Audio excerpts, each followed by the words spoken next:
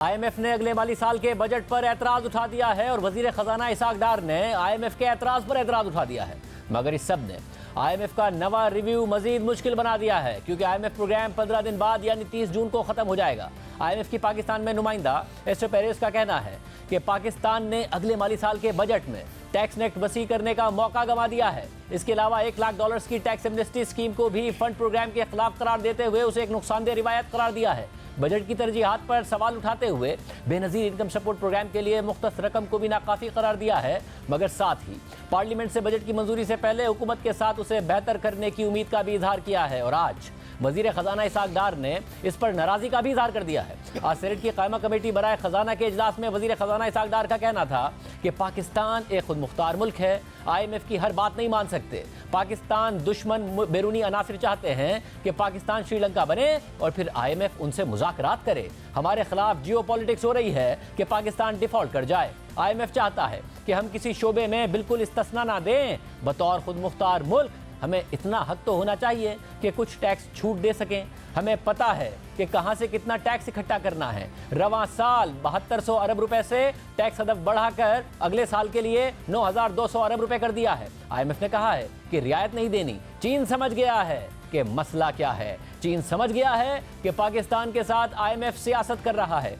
IMF programme हो या ना हो, पाकिस्तान को कोई फर्क नहीं पड़ेगा। आईएमएफ के साथ नवा जायजा इसी माह मुकम्मल होगा। आईएमएफ के साथ मुज़ाकरात जारी हैं, बातचीत खत्म नहीं हुई है। आईएमएफ नवा जायजा प्रोग्राम सितंबर में मुकम्मल होना था। आईएमएफ मिशन 3 माह तक पाकिस्तान ही नहीं आया। मेरी कोशिश थी कि नवा जायजा प्रोग्राम बहाल हो जाए। जाहिर है कि एक हाथ से तो ताली नहीं बजती। नवे जायजे के लिए मुज़ाकरात 9 फरवरी तक जारी रहे। रिवायात के मुताबिक मुज़ाकरात के अख्तिताम पर मुश्तरका बयान जारी किया जाता था। फरवरी से अब तक प्रोग्राम में ताख़ीर करने की कोई वजह ही नहीं बनती।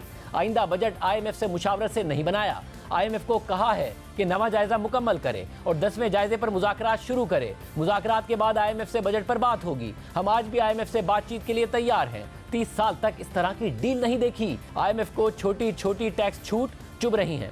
आईएमएफ कह रहा है कि डॉलर मार्केट रेट पर आए। डॉलर पहले ही मार्केट रेट पर फरोख्त हो रहा है। एक्सटर्नल फाइनेंसिंग गैप $6 अरब है। 30 जून तक जारी खातों का खसारा $4 अरब है। आईएमएफ को $3 अरब की फाइनेंसिंग की यकीन दहानी करा दी है। सऊदी अरब $2 अरब देगा, $1 अरब यूएई देगा, $1 अरब आलमी बैंक और जेनेवा कन्वेंशन से मिलेंगे। आईएमएफ अभी भी $6 अरब पर फंसा हुआ है। $2 अरब का भी बंदोबस्त कर देंगे। ये वज़ीर खजाना का आज का बयान है। जबकि मूडीज़ के मुताबिक पाकिस्तान के बैरूनी सेक्टर की पोजीशन बहुत नाजुक है। हुकूमत ने अगले बजट में बैरूनी ज़राए से $21 अरब के कर्ज़ों का इंतजाम करने का कहा है, जिसमें $1.5 अरब यूरो बॉन्ड्स, $4.6 अरब कमर्शियल बैंक्स, $2.4 अरब आईएमएफ और $2.7 अरब बैनुल-अक़वामी इदारों से कर्ज लेने की मद में रखे हैं। जबकि बाकी रकम के लिए हुकूमत को तवक्को है कि चीन, सऊदी अरब और मुत्तहिदा अरब अमारात पाकिस्तान को कर्ज देंगे। मगर मुस्तक़बिल करीब में ये मुश्किल नज़र आता है कि पाकिस्तान यूरो बॉन्ड्स का इजरा करके या फिर कमर्शियल बैंक से कोई कर्ज ले पाएगा। रवा माली साल में भी पाकिस्तान यूरो बॉन्ड से कोई कर्ज हासिल नहीं कर सका, जबकि कमर्शियल बैंक से भी 521 अरब रुपए का कर्ज लिया, हालांकि टारगेट 1400 अरब रुपए का रखा था। मूडीज के मुताबिक पाकिस्तान को अगले माली साल में $25 अरब की अदायगियां करना होंगी, मगर 2 जून को उसके ज़र मुबादला के ज़खायर $3.9 अरब की सतह पर गिर गए थे। इसलिए अगले माली साल के लिए पाकिस्तान की बैरूनी फंडिंग के इंतजाम के हवाले से गैर यकीनी की सूरत हाल है। आईएमएफ से $2.4 अरब मिलना भी यकीनी नहीं है